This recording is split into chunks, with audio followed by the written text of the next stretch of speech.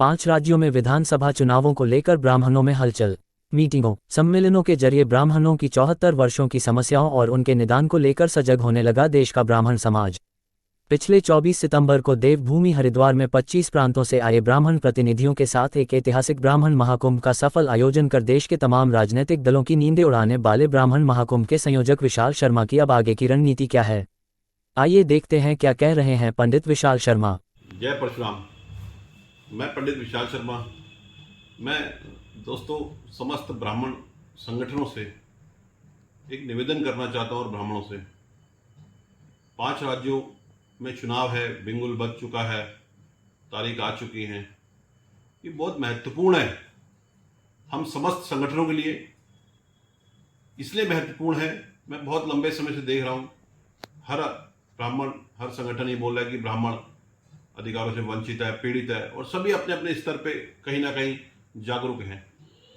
लेकिन मैं एक बात आप लोगों से बोलना चाहता हूं, विशेषकर संगठनों से, क्योंकि इनकी जिम्मेदारी ज्यादा बनती है। ये मौका है हमारे पास, शायद अंतिम मौका बोलेंगे इसको, क्योंकि चुनाव 5 साल बाद आते हैं और सरकारें जो होती हैं तभी आपकी बात सुनती है जब उनको हमारी आवश्यकता होती है। हमारे पास एक ही ताकत होती है, वो है वोट बैंक।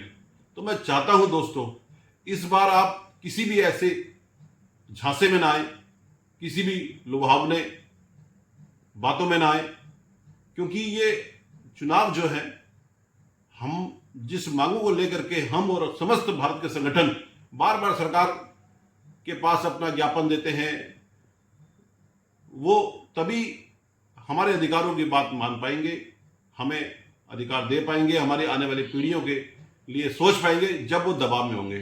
अगर आप आज भी अपने निजी स्वार्थ के लिए, छोटे से लालच के लिए, उन जितने भी राजनीतिक दल हैं जो भी, उनमें आप उनके जाल में फंस गए और उन नेताओं की लोभावनी बातों में आ गए, आप आने वाली पीढ़ियों को जवाब देना भारी पड़ जाएगा।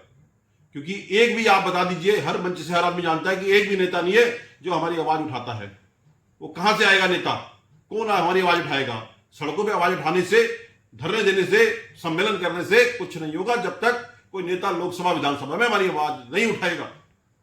तो आज आपके पास वो वोट मांगने आएगा, छोटा नेता, बड़ा नेता, हर नेता आपके पास आएगा। तो उसको इस समय अपनी ताकत, जो आप उसकी कमजोरी है, जो वोट है, उसके लिए उसको बोलिए आज तक आपने हमारे लिए करा क्या, या आगे क्या करने जा रहे हैं। जो भी मैनिफेस्टो इस समय सरकारें लॉन्च करेंगी, जो भी राजनीतिक दल लॉन्च करेंगी, 5 राज्यों में चुनाव है, उनको स्पष्ट बोलिए आप ब्राह्मणों के लिए क्या कर रहे हैं, उसमें स्पष्ट आप करिए। अगर आप उसमें स्पष्ट मेंशन नहीं करेंगे, इसका मतलब आपको धोखा दे रहे हैं। खाली मंच पे अनाउंस करने से, भाषण देने से आपको अधिकार नहीं मिल जाएंगे। तो संगठनों की ज्यादा जिम्मेदारी बनती है, क्योंकि बहुत मेहनत करी है सभी, कई ब्राह्मणों ने संगठनों को मनोबल बहुत बढ़ाया है, हर सम्मेलन में बढ़ चढ़कर लाखों के लोग गए हैं। लेकिन आज फर्ज बनता है संगठनों का कि उनके लालच में ना फंसे और अपने निजी स्वार्थ से आप ऊपर उठ करके आने वाले पीढ़ियों के लिए सोचें।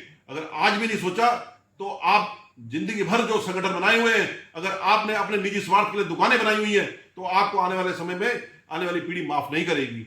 ये मेरा आपसे निवेदन है। अगर आप इसको, हो सकता है मेरी बात अटपटी लगे, लेकिन सच्ची और कड़वी बात यही है। आज अगर सरकार पे मिलजुल के एकता का परिचय दे करके अगर आपने दबाव बना दिया सभी ने, समस्त भारत के संगठनों ने, तो हमारा 100% अधिकार मिलना निश्चित है। अन्यथा आप हर बार चले गए, फिर चले जाएंगे, फिर कोई फायदा नहीं। एकता की बात करके, बड़े बड़े सम्मेलन करके कोई लाभ नहीं है। मैं आपसे पुनः निवेदन करता हूं, आप अपनी जिम्मेदारी को समझें, क्योंकि जो संगठित है वही सुरक्षित है। धन्यवाद। जय परशुराम।